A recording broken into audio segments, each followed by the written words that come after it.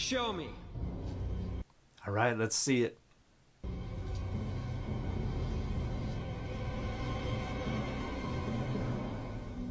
I knew you couldn't do it. So wait a minute, I want to take a look at this claim, and I want to use two proposed contradictions to do so. And after we look at these two proposed contradictions and the ways that people have come up with to try to harmonize them, I want you to think critically about your priorities and your rhetorical goals. Do you actually care what the authors of the Bible were trying to say? Do you actually care what's in the Bible? Or do you only care about the dogmas that you impose upon the Bible? What is the real authority? The biblical text or the dogmas you have been told you must accept in order to remain in good standing within the social identities that are related to the Bible that are important to you? So let's take a look at two contradictions. First one in the New Testament and then the second one in the Hebrew Bible. The first one is the classic death of Judas. And we're going to start in Acts. We have verses 18 and 19 of the first chapter of Acts. Now this man acquired a field with the reward of his wickedness, and falling headlong, he burst open in the middle, and all his bowels gushed out. This became known to all the residents of Jerusalem, so that the field was called in their language Hakeldama, that is, field of blood. So we have a narrative here. Judas purchases a field. Judas is in the field. Judas falls headlong or head first, and he bursts open in the middle. All his bowels gush out. For this reason, the residents of Jerusalem call this field of blood. Now, let's take a look at the other account. This is in Matthew chapter 27. In verse 3, when Judas, his betrayer, saw that Jesus was condemned, he repented and brought back the 30 pieces of silver to the chief priests and the elders. He said, I have sinned by betraying innocent blood. But they said, what is that to us? See to it yourself. Throwing down the pieces of silver in the temple, he departed, and he went and hanged himself. But the chief priests, taking the pieces of silver, said, it is not lawful to put them into the treasury, since they are blood money. After conferring together, they used them to buy the potter's field as a place to bury foreigners. For this reason, that field has been called the field of blood to this day. Entirely different story. The order of events is different. The nature of the events is different. Judas's death is just described with the simple, he went and hanged himself. Absolutely nothing indicates that he coincidentally hanged himself in the same field that the chief priest would later go and buy, and that would later be referred to as the field of blood, not because of Judas's blood, but because it was purchased by the chief priests with blood money. Whose blood? Jesus's blood. Who purchased the field? The chief priests purchased the field. This is an entirely different telling of the story. And there's an easy reason to see why it is different. It is because the author of Matthew liked to tell the stories he was telling in ways that connected them with things in the Hebrew Bible so that he could say they were fulfilling prophecy. But we've got a bunch of problems. And a lot of people think that you can just resolve this by saying, oh, well, Judas hanged himself and then the rope broke and he fell headlong and his body was decomposing and so just burst open and blood went everywhere. Now, that's not impossible. That's not really a plausible explanation of why these two stories differ. And it does render both of these storytellers wildly negligent and incompetent, because each are omitting pretty important information. But that's not the only problem, because we also have to deal with the fact that the reason for the field being called Hakeldama, field of blood, is different from one story to the other. Who purchased the field is different from one story to the other. When the field was purchased, before Judas's death or after Judas's death, is different from one story to the other. Now, can you just make up scenarios that are not in evidence, that are not mentioned anywhere in either of these texts, that could render these two series of events possible? Sure.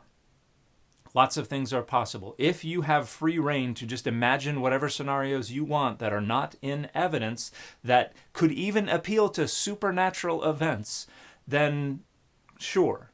it's not impossible. But if that is the standard, there's no such thing as a contradiction anywhere, because you can always just make up scenarios in order to harmonize two different accounts. You can also just make up reinterpretations to try to harmonize accounts, because the text is not going to stop you. And an example of that is the fact that we can go look in Acts 1:18 and the very first line, now this man acquired. We can look at that verb, and folks like Daniel Wallace will say, well, this is in the middle voice, and this is a causative active. This doesn't necessarily mean that Judas was the one who actually did the acquiring himself. It just means that the acquisition was done with his benefit or some kind of influence on him in mind. And so the idea there would be that it was acquired with Judas's money, and it was related to Judas, but Judas wasn't the one who did the acquiring. Is that a possible reading of this text? Sure. Again, lots of things are possible. Is that a plausible reading of this text? Of course not. Is it probable or certain?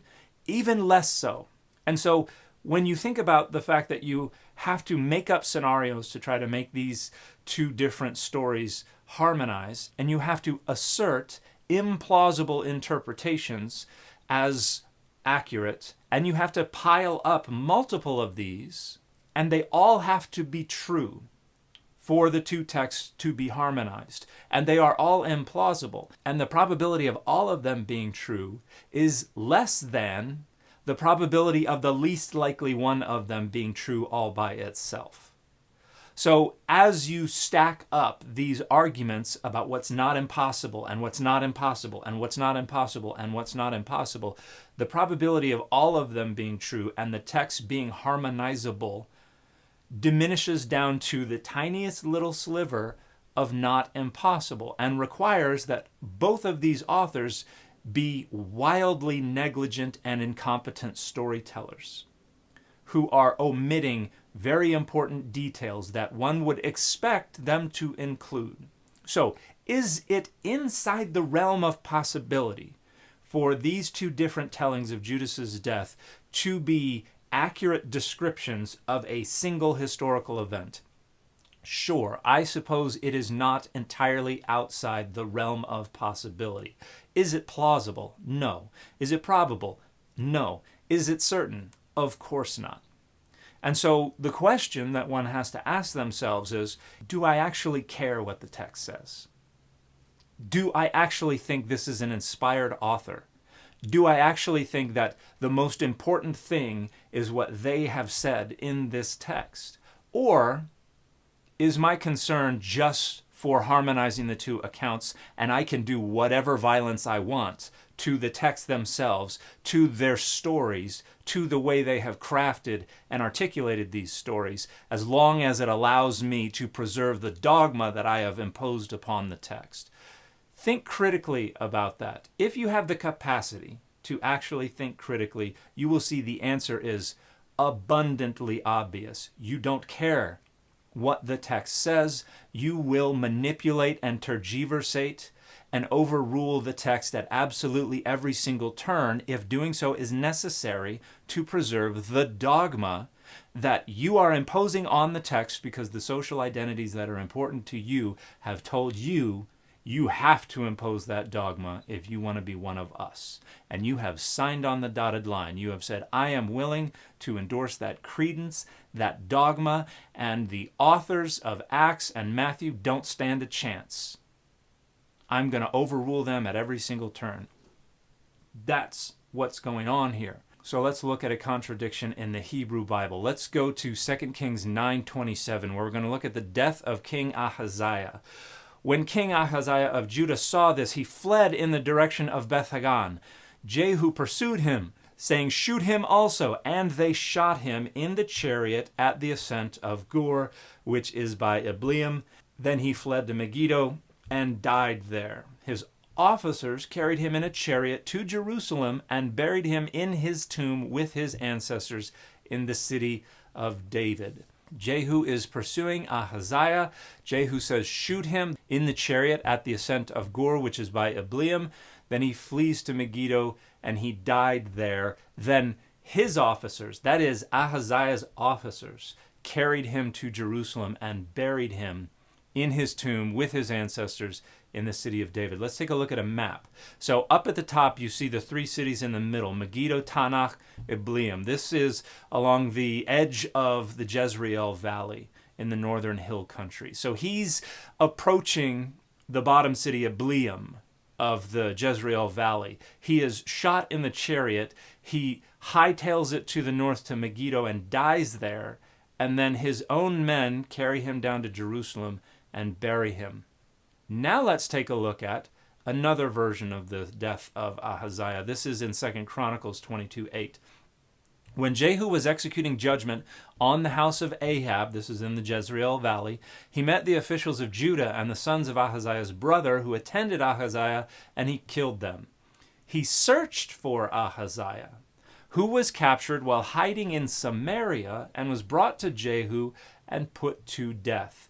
They buried him, for they said, "He is the grandson of Jehoshaphat, who sought the Lord with all his heart," and the house of Ahaziah had no one able to rule the kingdom. So let's go back to the map. They are in the Jezreel Valley executing judgment on this dynasty. Ahaziah has fled to Samaria. Jehu's men capture him in Samaria, bring him to Jehu, who's probably still in the Jezreel Valley, but the text doesn't say. And Jehu's men kill Ahaziah. Jehu's men bury Ahaziah. So we have two very different accounts of the death of Ahaziah. Now, people will try to read between the lines and conjure up a bunch of scenarios that are not in evidence to try to make these accounts harmonize as well. And usually it just has to do with insisting that, oh, well, he captured him in Samaria, brought him to the Jezreel Valley, and then put him in a chariot, and then said, "See if you can get away, and I'm going to shoot at you in your chariot." And then he fled to Megiddo, and then Jehu's men caught up with him in Megiddo, and they killed him in Megiddo. And then you have the problem of one text saying Jehu's men buried him, and the other text saying Ahaziah's men buried him. And usually you have to go with another assertion about interpretation. Oh, well, we can just imagine that Jehu's men allowed Ahaziah's men to bury them, and the text was just representing it as if Jehu's men buried him themselves.